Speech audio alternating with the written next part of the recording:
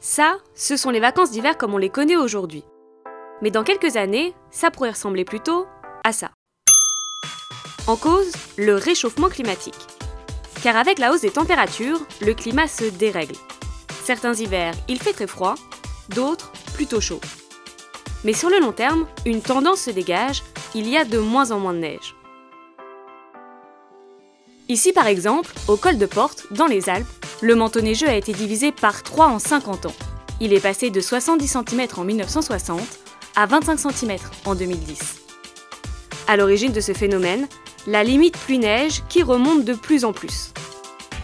Tout est lié au réchauffement des températures. Avant 1989, on avait des bonnes saisons, toujours très bien enneigées. Ensuite, on a pris 1 degré à la fin des années 90, qui s'est traduit par une remontée de la limite pluie-neige de 200 mètres à peu près. En dessous de 1500 mètres, vous avez eu 25% d'enneigement en moins. Et à partir du moment où là, vous allez rajouter 1 degré de plus, parce que le réchauffement va continuer, vous allez avoir encore cette limite pluie-neige qui augmente. Résultat, dans 20 ou 30 ans, pour pouvoir chausser les skis, il faudra aller toujours plus haut dans les stations de haute montagne.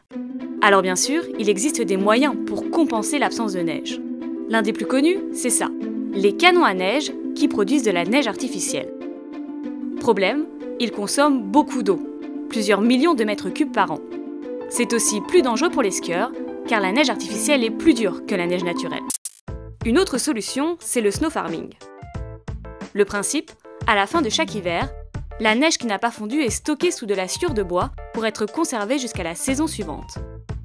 En France, la station du Grand Bornand en Haute-Savoie a eu recours à ce procédé en prévision de la Coupe du Monde de biathlon. Le souci, c'est que cette technique demande beaucoup d'organisation et coûte cher, car il faut de la main-d'œuvre et des machines pour transporter la neige à la fin de la saison. Du coup, plutôt que d'avoir recours à ces méthodes qui présentent pas mal d'inconvénients, certaines stations ont décidé de s'adapter au réchauffement climatique. C'est le cas à Champs-Rousses, près de Grenoble.